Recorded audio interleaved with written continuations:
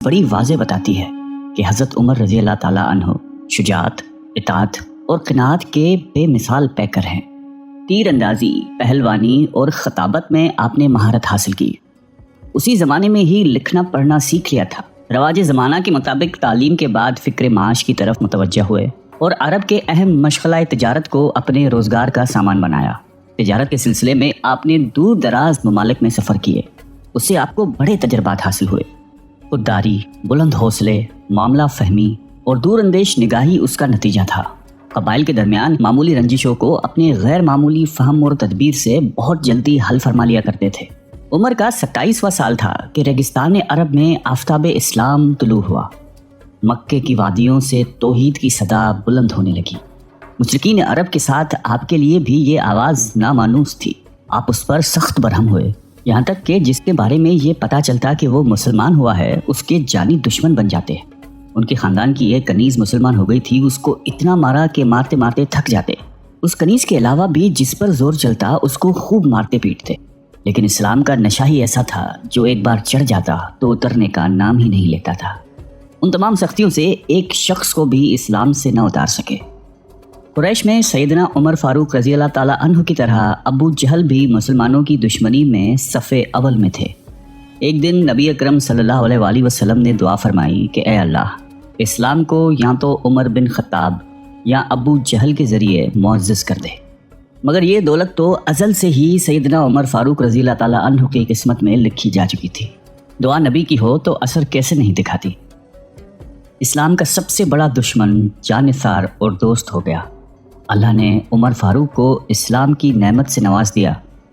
ان کے اسلام لانے سے ایک زلزلہ برپا ہوا۔ مشرکین ان کے گھر کے ارد گرد جمع ہو کر نعرے بازی کرنے لگے، صبا عمر، صبا عمر۔ عمر بے دین ہو گیا، لیکن کسے معلوم تھا کہ عمر فاروق نے اپنی زندگی کا مقصد جان لیا تھا۔ سیدنا عمر فاروق رضی اللہ تعالیٰ عنہ کے اسلام لانے سے ایک نیا دور شروع ہو گیا۔ اس وقت 40 کے قریب افراد اسلام میں داخل ہو چکے تھے، لیکن وہ نہایتی بے بسی اور مجبوری کی زندگی بسر کر رہے تھے۔ اعلانیہ فرائض مذہبی ادا کرنا تو درکنار، اپنے آپ کو مسلمان ظاہر کرنا بھی خطرے سے خالی نہیں تھا۔ کعبہ میں نماز پڑھنا تو ناممکن تھا۔ آپ نے مشرکین کو جمع کر کے بڑی جرأت مندی اور بہادری سے اپنے اسلام کا اعلان کیا۔ کسی میں اتنی ہمت نہیں تھی کہ آپ کے سامنے کھڑا ہوتا۔ آپ کے ماموں نے دیکھا کہ اسلام کا معاملہ تازہ ہے، کہیں مشرکین کوئی نقصان نہ پہنچاتے، چنانچہ انہوں نے اپنی امان میں رکھ لیا۔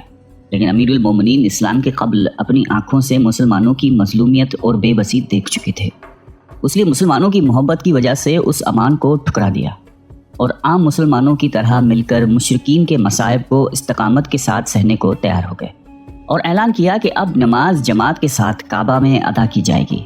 یہ پہلا موقع تھا کہ مسلمانوں نے کعبے میں نماز ادا کی۔ اس بہادری کے انعام کے طور پر دربار نبوت سے فاروق کا لقب ملا۔ مکہ میں جس طرح مسلمانوں کی تعداد بڑھتی گئی، مشرکین قریش کے بغض و عناد میں بھی ترقی ہوتی رہی۔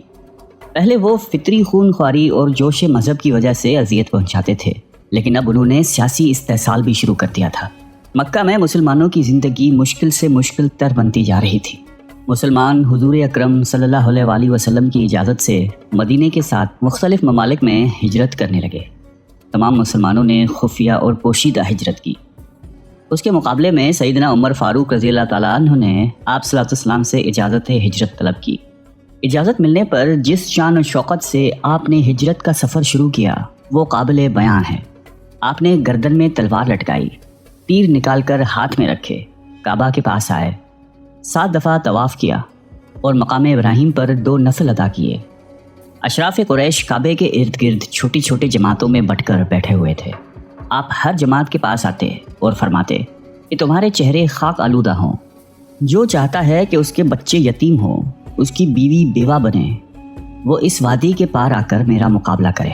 سنو، میں مدینے ہجرت کر رہا ہوں، کون ہے مقابلے کو تیار؟ آئے میدان میں۔ للکار فاروقی کے سامنے سب کی بہادری دم دوڑ گئی اور کوئی بھی مقابلے کو تیار نہ ہوا۔ اس کے بعد جماعت در جماعت ہجرت کر کے مدینے میں جمع ہونے لگے، حتیٰ کہ سرور کونین صلی اللہ علیہ وآلہ وسلم خود ہجرت کر کے مدینے نازل ہوئے۔ آپ صلی اللہ علیہ وآلہ وسلم نے مہاجرین اور انصار کے درمیان بھائی چارہ قائم کیا۔ انصار نے اس میں جان نثاری کی مثالیں قائم کر دی تھی۔ مدینے میں اب مسلمان سکون و اطمینان کے ساتھ عبادت کرنے لگے تھے کہ غزوہ بدر کا عظیم موقع پیش آیا۔ امیر المومنین اس موقع میں حضور اکرم صلی اللہ علیہ وآلہ وسلم کے لیے اپنی مدبرانہ رائے، معاملہ فہمی اور شجاعت و بہادری سے دست بازو بنے رہے۔ اس موقع میں مسلمان سرخرو ہوئے، کامیابی اور کامرانی ان کا نصیب بنی اور کفار کو شکست سے دوچار ہونا پڑا۔ اس موقع میں سرداران قریش کی بڑی تعداد گرفتار ہوئی۔ اس بات پر بحث ہونے لگی کہ ان کے ساتھ کیا معاملہ کیا جائے۔ سیدنا ابو بکر صدیق رضی اللہ تعالیٰ عنہ اور دیگر صحابہ کی رائے یہ تھی کہ ان سے فدیہ لے کر آزاد کر دیا جائے، جبکہ امیر المومنین کی رائے تھی کہ ان سب کو قتل کر دیا جائے۔ آپ علیہ السلام نے حضرت ابو بکر صدیق رضی اللہ تعالیٰ عنہ اور اکثر صحابہ کی رائے پر عمل کرتے ہوئے ان تمام کو فدیہ لے کر آزاد کر دیا۔ اس کے علاوہ آپ نے جنگ احد، خندق، خیبر اور فتح مکہ جیسے عظیم موقعوں میں نمایاں خدمات سر انجام دیں۔ سیدنا ابو بکر صدیق رضی اللہ تعالیٰ عنہ کی وفات کے بعد آپ خلافت میں آئے۔ اپنے 10 سال کی دور خلافت میں فارس، روم، ایران، عراق، شام، بیت المقدس جیسے عظیم سلطنتوں کو فتح کیا، وقت کے فرعونوں کی حکومت کے تختے الٹ دیے، پوری دنیا میں اسلام کا ڈنگا بجا دیا۔ اپنے دور خلافت میں ملکی نظم و نسق کو باقاعدہ منظم کیا۔ آپ کی حکومت میں ملک کے تمام ضروری شعبے وجود میں آ چکے تھے۔ اپنے مملکت کو صوبوں اور ضلعوں میں تقسیم کیا۔ ہر صوبے میں بڑے عہدیدار مقرر کیے، جن میں حاکم صوبہ، قاضی، فوجی محکمہ، منشی، کلارک وغیرہ شامل تھے۔ ملکی و قومی مسائل مجلس شوری میں پیش ہو کر طے پاتے تھے۔ آپ اپنے دور خلافت میں حکام اور حکومی ملازمین کی کڑی نگرانی کرتے تھے۔ اگر ضرورت پڑتی تو عدالت کے کٹہرے میں لا کر کھڑا کر دیتے تھے۔ آپ نے قابل زراعت زمین کے لیے نہریں کھدوائیں، زراعت کے پیشے کو فروغ دیا، عشر و خراج کے منظم احکام جاری فرمائے، جیل خانے اور بیت المال جیسے عام شعبے ترتیب دیے، تعمیرات کو سرکاری طور پر ترقی دلوائی۔ آپ نے نئی آبادیاں قائم کی جس میں بصرہ، کوفہ اور دیگر شہر شامل ہیں۔ اشاعت اسلام کے لیے آپ کی خدمات قابل قدر ہیں۔ آپ کے اثرات پر قرآن جو اساسہ اسلام، دستور اور منشور ہے، مرتب کیا گیا۔ آپ نے اپنے دور خلافت میں اس کے درس و تدریس کو رواج دیا، معلمین، حفاظ اور موزنین کی تنخواہیں مقرر کی۔ اشاعت حدیث کے لیے بھی صحابہ کو مختلف ممالک کی طرف روانہ فرمایا۔ آپ نقل احادیث میں بڑی احتیاط فرماتے تھے۔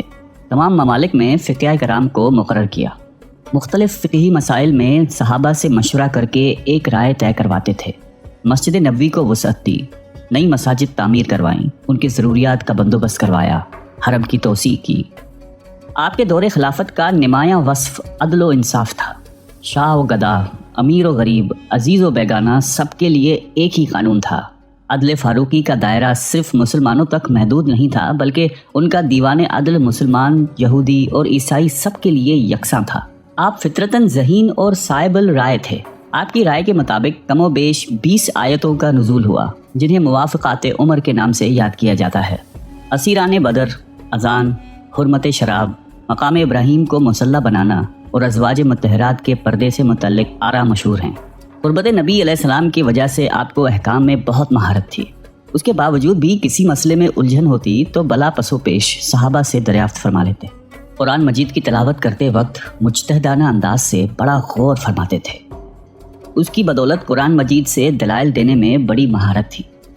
آپ کے اخلاق و عادات دین محمدی کی عملی تصویر تھے۔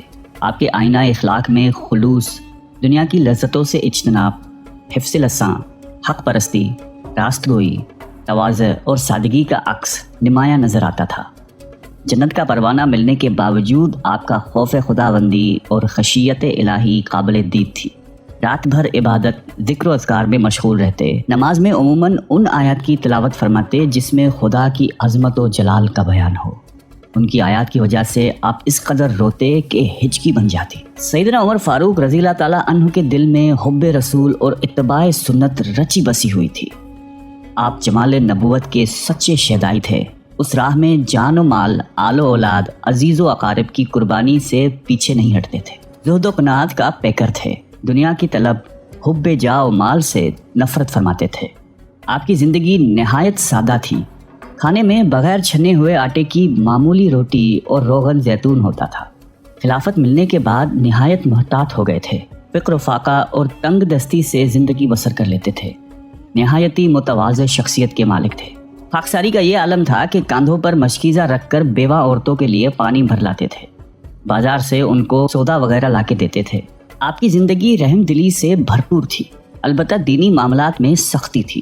آپ اپنے بچوں اور ازواج سے نہایتی محبت کرتے تھے۔ فیروز نامی ایک پارسی غلام نے آپ سے اپنے آقا کے بھاری محصول کی شکایت کی۔ شکایت بے جان تھی، اس لیے آپ نے کوئی توجہ نہ کی۔ اس پر وہ آگ بگولا ہوئے اور صبح کی نماز میں خنجر لے کر اچانک حملہ کر دیا اور مسلسل 6 وار کیے۔ زخم ایسا کاری تھا کہ آپ اس سے جانبر نہ ہو سکے۔ آخری وقت میں اہم وصیتیں کی۔ 3 دن اس کشمکش میں رہ کر محرم کی پہلی تاریخ ہفتے کے دن 24 ہجری کو اسلام کا عظیم چراغ بجھ گیا۔